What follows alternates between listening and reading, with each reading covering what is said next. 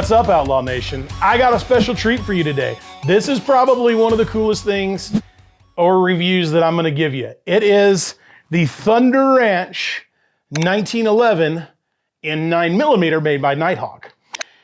This gun right here, pause, let me tell you this.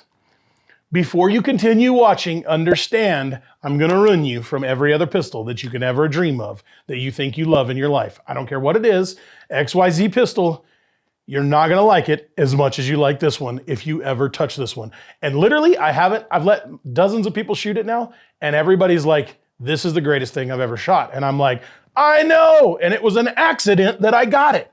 So first off, let me tell you how this accident worked. I bought it for a guy who said they wanted it, and then something happened in their life. It sucked for them. I'm not mad because I got the ability to have it. So James Yeager, Tactical Response, messages me and he's like, hey, we're going to Gunsite. It starts on Monday. Pack your stuff. Let's go. This was a Thursday and I was like, woo, all right. So I packed my stuff. Boom, I was gone right before SHOT Show. So I go to Gunsite 250 and I'm like, what gun am I going to take? I don't know what gun I'm going to take. I got all these different guns and I want to just review one and what am I going to take? And I'm like, wait a minute. I'm going to Gunsite. Like the history of Gunsite is based off Jeff Cooper in the 1911, and I've got this 1911, and I hadn't shot it yet, so I said, I'm gonna take this one. So Thunder Ranch, 9mm, and I had ordered 10 Wilson Combat magazines for it. So I had them in, and I had this Milt Sparks Summer Special holster. And what was funny is you couldn't shoot this in your first class, so I had to borrow a holster from James. I was like, hey, I found a holster, James. It's like 150 miles away. He's like, dude, I got a couple of holsters. I'll bring you one. You can borrow it. So I shot one of his outside the waistband holsters. I'm glad that I took the class with it because inside that class, I had an instructor. His name was Charlie. Charlie, if you're watching this, I appreciate you. I appreciate all the instructors. They were great, but Charlie really understood a 1911. And so the few things that, because I'm not a 1911 guy, scratch that, was not a 1911 guy, I didn't know some of these things. And Charlie was able to walk me through them because they're not, most of the everything fundamental wise applies, but there are some subtle differences. And he was able to walk me through those differences and they were just amazing. And so I said I was gonna ruin you, and I'm telling you I'm gonna ruin you. If you could feel how smooth this thing is, and this is dirty now, we just went out and shot it about 200 times. It's just perfection. It's perfection. Everything about this pistol is absolutely perfect from the draw. I was worried that I would miss the safety. I never missed the safety once. I was worried that the pistol would jam. The only time I had malfunctions, I did have some malfunctions, is because I had bad junk ammo. And so one of the things I'd recommend to you is anytime that if you're gonna mess around at the house, you can have junk ammo so that you can do tap rack bangs. That's just, it's good practice that you're just out playing by yourself and you have to tap rack bang. But if you're in a class, you don't want to do that. And the reason is that ammo wasn't cycling, it was stovepiping every time. So what did we do? We broke the gun apart, we cleaned it all, and then we came back with a brand new clean and lubed gun. It was doing it again. Finally, we figured out it was the ammo, but I was always thinking for my next drill that the ammo was gonna do bad. So then I got rid of that ammo, got some new ammo, gun ran perfect, didn't have one single cycling issue from then on out.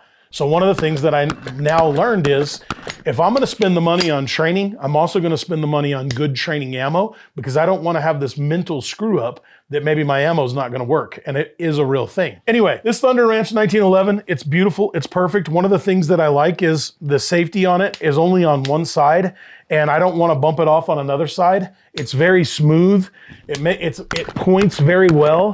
It's weighted just enough that the recoil on it is almost nothing. I've let my kids shoot it. I've let everybody shoot it, and it is just an amazing tack driving pistol. I will tell you, all of my groups, when we started backing up at Gunsite, were the best groups that I personally have ever shot for a pistol class.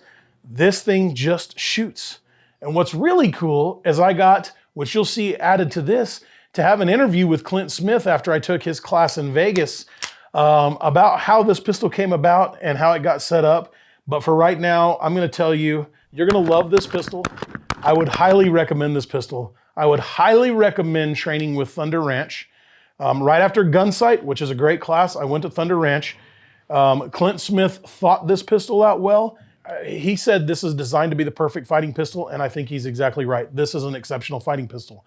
Mind you, this is not a $500 1911. I do not recommend a $500 1911 to you. This is a $4,000 1911. I do recommend this 1911 to you because this one you can bet your life on. Now, I have carried this in this Milt Spark Summer Special now for several weeks, and you'll be surprised the extra weight the first couple of days you notice. Beyond that, you don't notice. I really like this Milt Sparks holster. It pairs very well with this Nighthawk 1911. This is starting the 1911 adventure for me. Everybody seems to be going to vintage, trying to remember where we came from. So I am going down a 1911 path for a while, a high-end 1911 path. If you have any great recommendations on 1911s, type them in for me. Let me know what you think that they are, because it's gonna be somewhere that I spend the next little while researching, because I've never shot a pistol as good as this. I've never shot a pistol as accurate as this, as fast as this, or as smooth as this. It was beautiful. And then right now, I'm gonna let Clint Smith tell you how this pistol came about. Well, first of all, to set the record straight, it's not my design. It's of course John's, Browning's, okay, and all that kind of stuff. And I get it. I've heard all the stuff from people, on social media. It's an old gun. You're old. Okay, you teach old shit. Yeah, and I kind of go like, yes, there's a reason that I'm that old, maybe. Okay. The gun's a basic design's pretty good, and Nighthawk design, in this configuration, it comes in two formats, a 45 and a 9, and the reason for that is because 9's very popular today. I mean, there's always been a 9mm version of this, even like in the early days, 1949, the Combat Commanders, okay, or the lightweight Commanders, there was a 9mm version, but, there's always been that argument that the 45 is bigger, the 45 is better, it's this, is that. My only real issue in this, if someone asks me, I don't care about the caliber 9 or 45 because it doesn't matter if you don't hit them, okay? And there's not going to be a change. But like today, bluntly, let's be honest, 9mm ammo is more affordable, okay? And I think a broader range of people could shoot a 1911 and 9mm. Not everybody can shoot it, and not everybody should own one. Most people, if they call me and go, I'm going to buy my first gun and I'm going to like home defense, I go, buy a Glock 19. Buy a Glock 17. Okay? And people go, well, that's a sacrilege. Good, call it the way you want it, okay? I like them, I got them, I carry them, I shoot them, and that this is this Nighthawk version. And simply, I didn't really look to change anything in the sense of like people want to like, hey, we'll chop channel and do it, make a 6-inch barrel or whatever. Things that I did or asked for on the gun would be a more appropriate way of putting it. When I asked Nighthawk, kind of started it back. I'm a big lanyard ring guy. Because I've seen guns on the ground before, guns that were lost, okay? And, you go out through, the woods looking for somebody's gun after, a rifle class where they lost it. So I hooked the gun up. That way I have the lanyard. Flat mainspring housing. In my world, it pays homage a little bit, okay, to the original gun, the original 1911, not the A1. But that said, it doesn't work for everybody. Some people, based on your hand size, I mean, you and I both put our hands up, they're the same, but they're different. So if somebody is more comfortable with this, that's good. The beaver tail, no brainer, okay, same thing. You can look at things like original gun, the 1911, okay, it didn't have it. People got hammer bit. They always told war stories about it. So the beaver tail is like a no brainer in it. I mean, brother, I've been around long enough that I remember the 70s when Swenson first put in Austin Baylor, put him on, okay, guys were building these guns, and so, that's a good thing. And that, Commander hammer is the same thing. They don't need a spur. The Commander hammer is good. The serrations on the side are just a little bit more built in depth simply because I asked for it because I'm old and my hands are dicked up. And I wanted to be able to grab the gun better. So if it works for me for that reason, it will work for somebody who's got blood on their hands, or, got mud on their hands. I don't need big, gnarly things, but I need a little bit better feel to it. And I think the fancy word is tactile. I touch it and feel it and feel what's going on. We had them take the knob off the side. I've seen on many occasions, people who would press in some form or another on this button. And historically, like in my days at Gunsite, 1980, 82, 83, okay, Mr. Cooper used to call this a locator button. So people would index their finger on that, okay, as a reference point.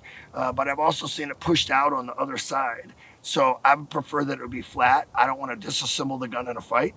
If it's flat, I can take it out when I'm at home cleaning the gun, correctly.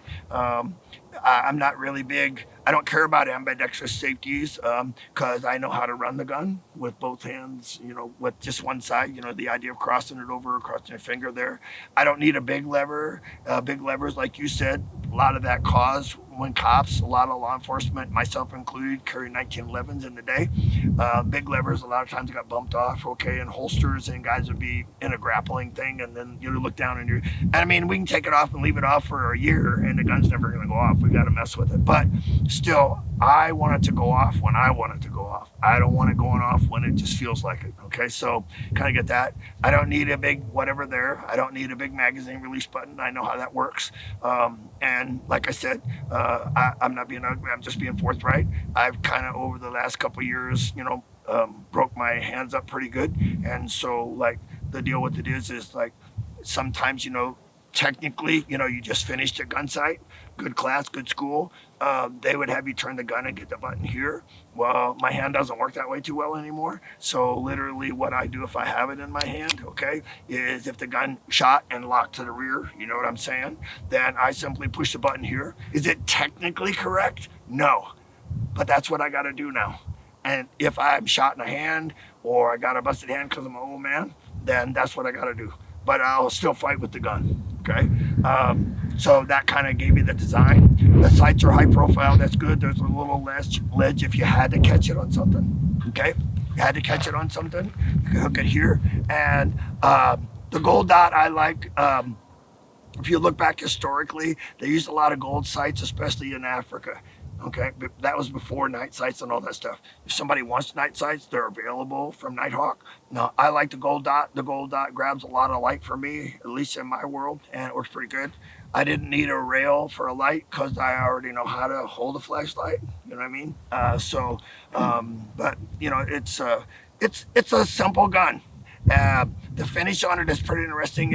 Everybody goes, well, that gun looks like it's worn. It's not. It's like pretty new. You only got like 1,000. Yeah, I got 1,000. Yeah, right. My gun looks exactly the same, okay, as that. I showed that to you today, and you can probably have a still photograph for them, but the only variable is, you're right. I'm a whore. I have ivory stocks on mine.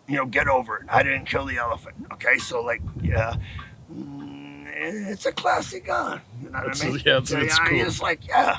And I'm an old guy, so I got classic gun. One other thing that was just for fun, because they would, it says on the side, combat special. That, in my mind's eye, pays homage to the original guys, like in the late 70s and 80s, Swenson, okay, and those guys. And that combat special was a Packmeyer logo. But this is the same font. I mean, I got it. I copied it, okay? And they put it on. But it's not mine. I never claimed that it was. The logo on the side, people go, I don't want your logo. Then don't put the logo on it. I don't care. We did that Smith & Wesson revolver, I told you. And the marketing people at Smith & Wesson goes, we need to put your logo on gold. And I go, I think you're going to look like a pimp, okay? But still the marketing guy goes, hey, that's what we need. And I go, like, put it on. And just like I said, people on social media go, oh, I wouldn't buy a gun with that. It looks like a pimp gun. I go, I told you, okay? I'm not impressed with the logo. What I want to know is when I'm shooting the gun, I don't know what color it is. I don't know what caliber it is, okay? I'm looking at the sight and I don't care, okay? Just being honest, all right? And somebody goes, well, I like the logo. Then put it on the gun. You don't like the logo, don't put it on, okay? But like the other side of it is me being ornery, which I can be on occasion, okay? I go like, how many guns do you have with your logo on it? Okay? Yeah, that was an asshole thing, okay? But you get it. Yeah, no, it's an honor. Like, yeah, man, shotguns, rifles, yeah. The logo doesn't make the gun shoot any better, okay? Fortunately, I'm at a stage now in my life where people, they go like, hey, would you like to? And I need to say this since we're here and I can, Okay, trust me, I've turned down a lot more shit than I've accepted as far as people putting my logo on stuff. Okay, so this is not a horn thing. I told you straight up, you know, oh, do you get a kickback? Oh yeah, I'm pushing the wheelbarrow full of money every Monday morning to the bank. No, that's not the way it works. And just while we're here talking, one, I know I sound like Kermit the Frog. Two, they've been screaming for 2 days. 3 is I've had about 15 operations, okay, which scratched my vocal cords. So I don't smoke, okay, but I do yell a lot, okay. So like, yeah, but you got to get this guy's attention, you know. And after all, outlaws, you got to watch them all the time, okay. But that's kind of an overview of it. All right, Outlaws. We got that merch. We got the hat. We got the shirts. Whatever you want on the merch, it's in the website. AmericanOutlawNation.com. Check it out. It's linked right here. Grab this merch. It helps us. Go to Patreon. Check out Patreon. Patreon is where I'm posting some exclusive content. It just helps us keep this channel going. We appreciate you. We thank you. We thank you for watching to the end. Outlaw out.